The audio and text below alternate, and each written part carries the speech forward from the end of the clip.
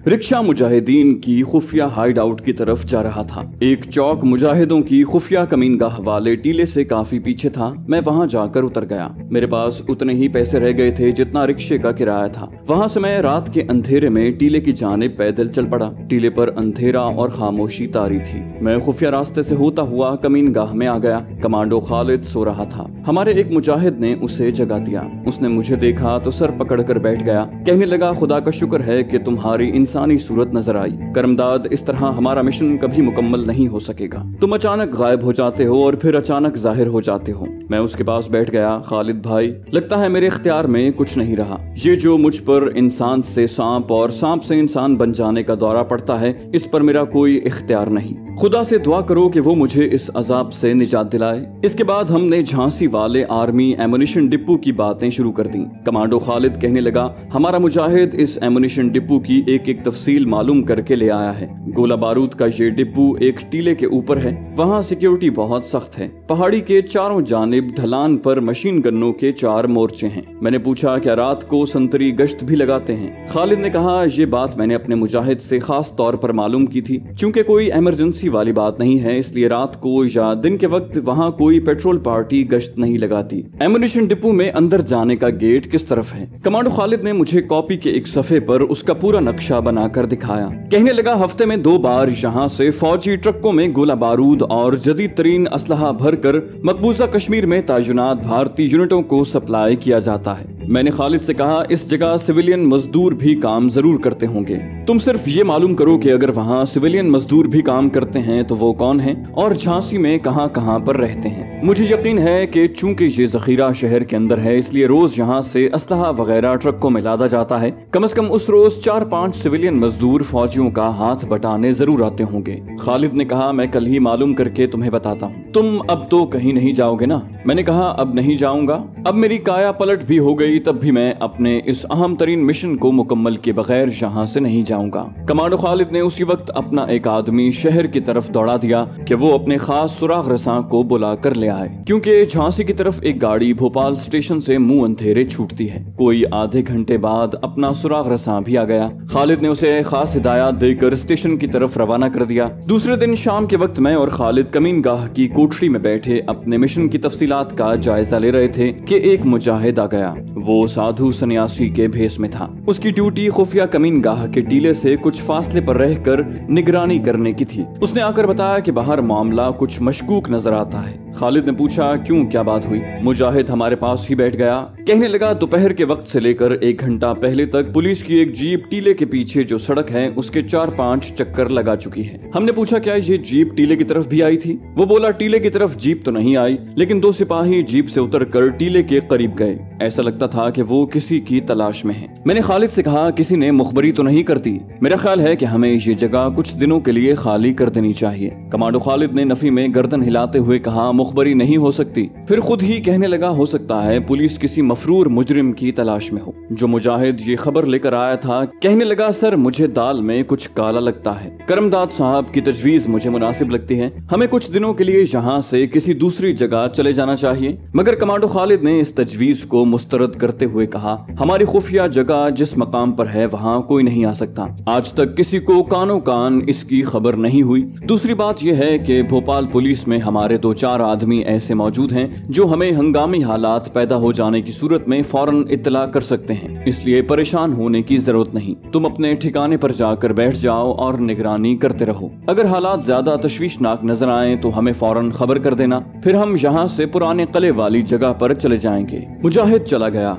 मैंने खालिद से कहा, खालिद भाई, मेरा ख्याल है तुमने दूरअंदेशी से काम नहीं लिया। मैं अभी भी यही कहूंगा कि हम सबको फौरन ये जगह खाली करके पुराने किले वाली कमीनगाह में चले जाना चाहिए। मगर खुदा जाने कमांडो खालिद के दिल में क्या था और वो क्या सोच रहा था। कहने लगा, करमदाद, परेशान होने की कोई बात नहीं है। अगर पुलिस ने यहाँ छापा भी मारा तो यकीन करो हमारे आदमी 2 घंटे पहले उसकी खबर कर देंगे। मैंने कहा, मैं इस मामले में तुमसे मुत्तफिक नहीं हूँ। वो हंस पड़ा।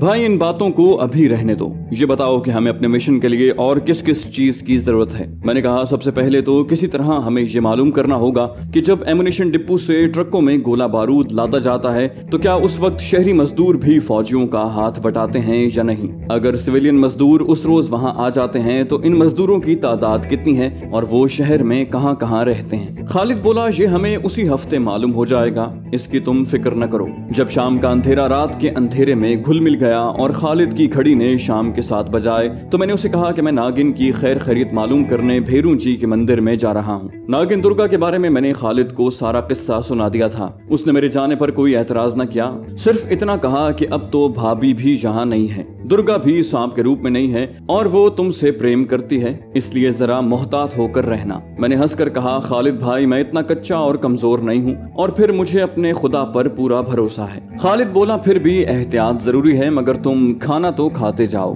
तुम्हारे पास तो पैसे भी नहीं है। खालिद ने मुझे 200 रुपए दिए और कहा, ये अपने पास रखो, तुम्हारे काम आएंगे। मैं खुफिया कमीनगाह से बड़ी एहतियात के साथ और चारों तरफ से खबरदार रहकर बाहर निकला। रात का अंधेरा गहरा हो गया था, फिर भी मैं एक तरफ होकर पत्थर की दीवार की ओट में बैठ गया और अंधेरे में उन दरख्तों को देखने लगा जिनके दरमियान शहर भोपाल को जाने वाली छोटी सी सड़क गुजरती थी। अपने मुजाहिद ने उसी सड़क के बारे में बताया था कि वहाँ दोपहर के वक्त पुलिस की जीप 2-3 बार आई थी। मुझे दरख्तों की तरफ कोई खास नकलो हरकत दिखाई न दी। चूंकि मुझे उसी सड़क को उबूर करके भेरू जी के मंदिर जाना था, इसलिए मैं पूरी तसल्ली कर लेना चाहता था। मेरे पास कोई हथियार वगैरह भी नहीं था और मैं सांप के रूप में भी नहीं था कि दुश्मन हमला करे तो झाड़ियों वगैरह में घुसकर छुप जाऊं। जब मुझे यकीन हो गया कि रास्ता साफ है और महाज खाली पड़ा है तो मैं ओट में से निकलकर सड़क की तरफ चल पड़ा। छोटी सी सड़क खाली पड़ी थी, मैं जल्दी से उसे पार करके दूसरी तरफ खेतों में चला गया। खेतों खेत चलता मैं भेरू जी के मंदिर पहुंच गया। वहां कुछ पुजारी और पुजारने नजर आईं। मैं उनकी नजरें बचाकर मंदिर में दाखिल हो गया। एक छोटे लड़के से महिला आश्रम का पूछा। वहां मुझे दुर्गा कोने वाले नलके के पास बैठी मिल गई। वो कोई कपड़ा धो रही थी। मुझे देखकर उठ खड़ी हुई, कहने लगी, मेरी कोठरी में आ जाओ। कोठरी में आकर उसने कपड़े को निचोड़ कर झाड़ा तो वो उसका ब्लाउज था। वो शर्माते हुए बोली, मुंह दूसरी तरफ कर लो। मैंने कहा, इन बातों को छोड़ो, ये बताओ कि यहाँ कोई खास वाकया तो नहीं हुआ। वो मेरे पास चारपाई पर बैठ गई। कहने लगी, एक अजीब बात जरूर हुई है। मैंने तजस्सुस के लहजे में पूछा, वो क्या? कहने लगी, आज शाम मैं भेरू जी की मूर्ति के आगे पूजा पाठ कर रही थी। जब मैंने माथा टेका तो मुझे भेरू जी के दर्शन हो गए। मैंने पूछा, क्या मतलब? वो बोली, भेरू जी की शक्ल मेरी आंखों के सामने आ गई। मैंने पूछा, ये भेरू जी कौन है? क्या कोई मर्द है या औरत है? दुर्गा ने हाथ बांध कर कहा, भगवान के लिए ऐसी बातें न करो, तुम मुसलमान हो, कहीं भेरू जी की तुम्हें बद्दुआ न लग जाए। मैंने कहा, अच्छा बताओ, दर्शन हुए तो फिर क्या हुआ? वो कौन सी अजीब बात है जो तुम मुझे बताने वाली थी? दुर्गा ने सांस भरकर कहा, भेरू जी हमारे देवता हैं, शिव जी के अवतार हैं और बहुत गुस्सीले मिजाज वाले हैं। मुझे दर्शन दिए और मेरी तरफ अपनी सुर्ख सुर्ख आंखों से देखकर कहने लगे, दुर्गा तुम तो एक मुसलमान से प्रेम करने लगी हो। वो मुसलमान हमारी मूर्तियों को पाश पाश करने वाले महमूद गजनवी का भाई बंद है, उसको छोड़ दो। मैंने कहा, महाराज मैं तो उसको दिल से प्रेम करती हूँ। भेरू जी गुस्से में आ गए, कहने लगे, अगर तूने उस मुसलमान को न छोड़ा तो मैं तुम्हें शराब दूंगा और तुम ऐसी मुसीबत में फंसोगी कि जिंदगी भर उससे छुटकारा नहीं मिलेगा। ये कहकर भेरू जी गायब हो गए। मैं दुर्गा की तरफ देख रहा था। वो जो कुछ कह रही थी मुझे उस पर यकीन नहीं आ रहा था। ये महज उसकी नफ्सियात का करिश्मा था। चूंकि ये बात उसके तहत शऊर में थी कि वो ब्राह्मण शादी होकर एक मुसलमान से मोहब्बत करने लगी है, इसकी वजह से उसके मुजरिमाना एहसास ने ये सारा खेल खेला था। मैंने उसे ये बातें बिल्कुल न बताई। एक तरह से ये सब कुछ मेरे हक में जाता था। नागिन दुर्गा से मेरा पीछा छूट सकता था। चुनाचे मैंने दुर्गा से कहा, दुर्गा तुम्हारे भेरू जी ने तुम्हें बिल्कुल ठीक मशवरा दिया है। तुम्हारे लिए यही बेहतर है कि मुझे भूल जाओ। मैं नहीं चाहता कि मेरी वजह से तुम किसी मुसीबत में मुब्तला हो जाओ। तुम यहाँ से लक्ष्मणपुर अपने गाँव चली जाओ और अगर तुम वाकई मुझसे प्रेम करती हो तो मुझे भूल जाओ। नागिन दुर्गा का चेहरा संजीदा हो गया। उसने बड़े अज़्म के साथ कहा, करमदाद मैं सती सावित्री हूँ, ब्राह्मण की बेटी हूँ। मुझे तुमसे प्रेम है। प्रेम करना कोई पाप नहीं। देवता लोग भी परलोक में देवियों से प्रेम करते हैं। मैंने उसके खतरनाक इरादे देखे तो कहा, मगर दुर्गा भेरू जी ने तुम्हें बद्दुआ दे दी तो तुम्हारी जिंदगी बर्बाद हो जाएगी। तुम्हें सोच समझ से काम लेना होगा। अपनी खातिर न सही मेरी खातिर ही तुम अपना ख्याल करो। मैं नहीं चाहता कि तुम्हें कोई तकलीफ पहुंचे। मेरी हमदर्दाना बातें सुनकर नागिन दुर्गा के चेहरे पर एक रौनक सी आ गई। कहने लगी, अगर तुम्हें मेरा इतना ख्याल है तो तुम मुझे प्रेम करने से क्यों रोकते हो? मैं तुम्हें अपना दिल खोल कर बताती हूँ कि तुम मेरे लिए मेरे प्रेमी, मेरे पति देव, मेरे सब कुछ हो। मैं तुम्हारी खातिर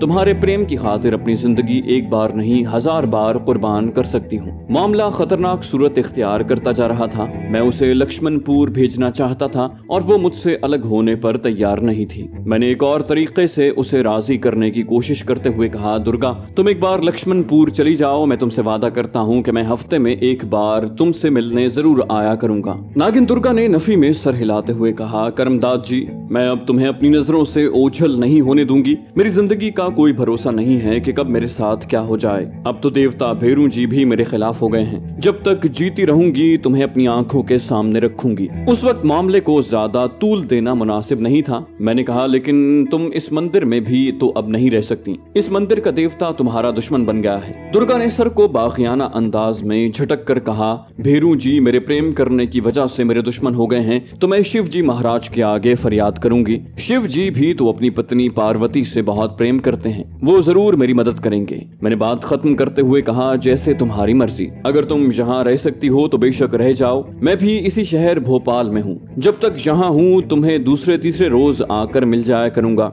ये मैं तुमसे वादा करता हूँ। नागिन दुर्गा ने कहा, तुम मुझे अपने पास क्यों नहीं ले जाते? मैं भेरू जी से दूर हो जाना चाहती हूँ। यहाँ रही तो मैं उनकी बद्दुआ से नहीं बच सकूंगी, ये मेरे लिए नामुमकिन था। मैंने दुर्गा से भी यही कहा कि मैं उसे अपने साथ नहीं ले जा सकता क्योंकि खुद मैं किसी और के पास ठहरा हुआ हूँ। दुर्गा ने कुछ सोच कर कहा, एक जगह है जहाँ हम दोनों दुश्मन देवता की नजरों से बचकर रह सकते हैं। मैंने कहा, तुम देवता की नजरों से तो दूर हो जाओगी, लेकिन उसकी बद्दुआ से कैसे बच सकोगी? तुम खुद कहा करती हो कि देवता लोग जिसको बद्दुआ दे दें फिर उसको कोई नहीं बचा सकता। नागिन दुर्गा ने मेरा हाथ दबाते हुए कहा, एक जगह है जहाँ देवताओं की बद्दुआओं का कोई असर नहीं होता। मैंने पूछा, वो कौन सी जगह है? नागिन दुर्गा ने बड़ी दलेरी के साथ मेरा मुंह चूम लिया और हंसकर बोली, ये मैं तुम्हें कल बताऊंगी। कल शाम को मुझसे मिलने आओगे? मैंने कहा, मैं यकीन से नहीं कह सकता। वो नाराजगी से बोली, क्यों? तुम्हें यहाँ ऐसे कौन से काम करने हैं? तुम अकेले ही तो हो, तुम्हारी पत्नी भी पाकिस्तान चली गई है, फिर तुम क्यों नहीं मुझसे मिलने आ सकते? मैंने कहा, अच्छा मैं कोशिश करूंगा।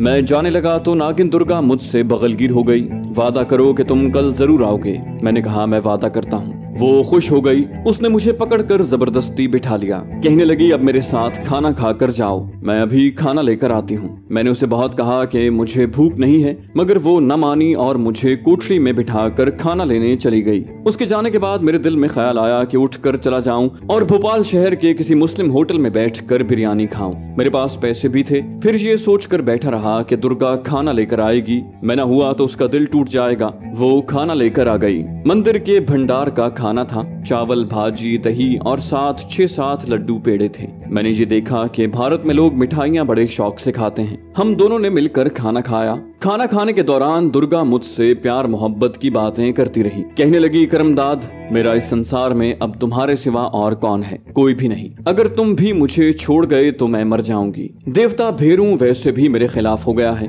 वादा करो कि तुम मुझे अपने साथ रखोगे। मैं अपने दिल पर हाथ रख कर कहती हूँ कि तुम मेरे साथ होगे तो देवता भी मेरा कुछ नहीं बिगाड़ सकेंगे। वो उसी तरह बातें करती रही और मैं मौके की मुनासिबत के मुताबिक हाँ में जवाब देता रहा। फिर मैं कल आने का वादा करके वहाँ से चला आया। खुफिया कमीनगाह की तरफ जाते हुए सारा रास्ता दुर्गा के बारे में ही सोचता रहा कि मेरे छोड़ देने से कहीं सचमुच ये औरत कोई ऐसी वैसी हरकत तो नहीं कर बैठेगी। नागिन दुर्गा के मिजाज को मैं काफी समझ चुका था। वो बड़ी जज्बाती और इंतहा पसंद औरत थी, लेकिन मुझे उससे कोई मोहब्बत नहीं थी, बस दोस्ती थी और ये दोस्ती मैं किसी वक्त भी खत्म कर सकता था। अब जबकि एक बहुत अहम मिशन मेरे सामने था तो मैं कुदरती तौर पर अपने जहन से दुर्गा को निकाल चुका था। मैं खुफिया कमीनगाह वाले टीले से ज्यादा दूर नहीं था। यहाँ काफी अंधेरा था। जब मैं दरख्तों वाली छोटी सड़क को पार करके दूसरी तरफ वीरान मैदान की तरफ बढ़ा तो अचानक एक तरफ से एक इंसानी साया मेरी तरफ बढ़ा। उसने धीमी आवाज में कहा, करमदाद यहीं रुक जाओ। मैं रुक गया।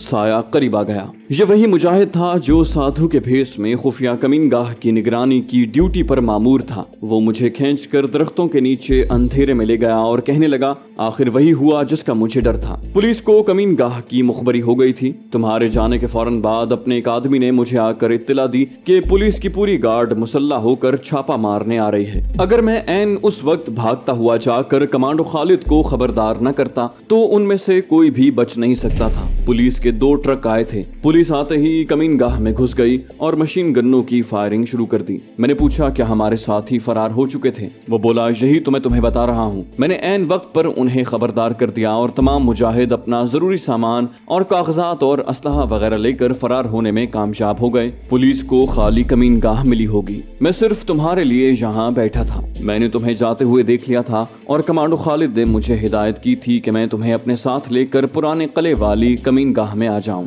मैंने अंधेरे में चारों तरफ मशकूक नजरों से देखा। मुझे यकीन था कि पुलिस नाकाम छापे के बाद वहां अपने खुफिया आदमी जरूर छोड़ गई होगी। मैंने मुजाहिद से कहा तुमने उस तरफ किसी आदमी को तो आते नहीं देखा? वो बोला अभी तक तो मुझे सिर्फ तुम ही नजर आए हो। मैंने उसे कहा यहाँ से जल्दी निकल चलो, ये जगह महफूज नहीं है। पुराना किला किस तरफ है? वो बोला मेरे साथ आ जाओ। मुजाहिद मुझे लेकर उस तरफ चल पड़ा जिधर भेरू जी का मंदिर था। हम तेज तेज कदम उठाते चले जा रहे थे। थोड़ी थोड़ी देर बाद मैं रात के अंधेरे में पीछे मुड़कर देख लेता था कि कोई हमारा पीछा तो नहीं कर रहा। हम भेरू जी के मंदिर को बाएं हाथ काफी फासले पर छोड़कर आगे निकल गए। आगे का इलाका मेरा देखा हुआ नहीं था। शहर की रोशनियां हमारे दाएं जाने बहुत दूर दिखाई दे रही थी। मैंने मुजाहिद से कहा अगर दूर जाना है तो कोई टैक्सी रिक्शा कहीं से ले लेते हैं। ये खतरे का इलाका है, यहाँ पैदल चलना खतरनाक साबित हो सकता है। मुजाहिद ने कहा यहाँ कोई रिक्शा टैक्सी नहीं मिलेगी, चलते चलो, पुराना किला ज्यादा दूर नहीं है। और हम अंधेरे में चलते गए। आगे रेलवे लाइन आ गई, फिर एक छोटी नदी के पुल पर से गुजरे। उसके आगे वीरान इलाका शुरू हो गया। कुछ दूर चलने के बाद दूर से अंधेरे में किसी स्याह इमारत का हयूला नजर आने लगा। मुजाहिद ने कहा वो पुराना किला है। मैंने पूछा क्या ये किला आसार कदीमा के महकमे वालों के पास नहीं? मुजाहिद ने कहा ये किला खंडर बन चुका है, अब इसे महकमे वाले लेकर क्या करेंगे? इसके बारे में तो मशहूर है कि इसमें किसी महारानी का भूत रहता है। लोग तो उस तरफ आते हुए डरते हैं, इसीलिए हमने यहाँ अपना एक खुफिया ठिकाना बनाया हुआ है। किले के आसपास का माहौल भी बड़ा आसेबी था। अजीब डरावने दरख्त थे जिनकी शाखें इस तरह जमीन पर झुकी हुई थी जैसे किसी को अपने शिकंजे में लेने के लिए झुकी हुई हो। उन्हें देखकर आदमखोर दरख्तों का ख्याल आता था। किले की दीवार आसमान से बातें कर रही थी, अंधेरे में किसी इफरीत की तरह खड़ी थी। जगह जगह ईंटों और पत्थरों के ढेर पड़े थे। झाड़ियां सूखी हुई थी। मुजाहिद मेरे आगे आगे था। एक जगह खाई थी, हम उसमें उतर गए। खाई में दरख्तों की खुश्क टहनियां और पत्थर बिखरे हुए थे। एक जगह पर खाई की दीवार को खुदरौ जंगली झाड़ियों ने ढांप रखा था। मुजाहिद उन झाड़ियों में घुस गया। झाड़ियों के अंदर गार का धाना था। यहाँ मुजाहिद ने जेब से माचिस निकाल कर जलाई तो उसकी रोशनी में मुझे एक गार दिखाई दिया जिसकी छत से जाले लटक रहे थे। चंद कदम चलने के बाद हम एक सीढ़ी उतरकर नीचे एक कुशादा दालान में पहुंच गए। यहाँ अपने 2 मुजाहिद पहरे पर मौजूद थे। उन्होंने हमें पहचान लिया और बताया कि कमांडो खालिद दूसरे दालान के हुजरे में है। हम उस हुजरे में आ गए। कमांडो खालिद लालटेन की रोशनी में दरी के फर्श पर बैठा कॉपी पर बना हुआ मुख्तसर सा नक्शा देख रहा था। मुझे देखते ही बोला तुम्हारा खदशा दुरुस्त था करमदाद, अगर हमें बर वक्त इत्तला न मिल जाती तो हम सब एक बार तो गिरफ्तार हो गए थे। मैंने उसके करीब बैठते हुए कहा मुझे मालूम था कि पुलिस यूं ही टीले के करीब चक्कर नहीं लगा रही। खुदा का शुक्र है कि हम लोग बच गए। खालिद ने दुर्गा के बारे में पूछा तो मैंने उसे कहा वो भेरू जी के मंदिर में ही रह रही है। कह रही थी कि कुछ रोज बाद अपने गांव लक्ष्मणपुर चली जाएगी। फिर मैंने उससे झांसी एम्युनिशन सप्लाई सेंटर के बारे में पूछा तो कहने लगा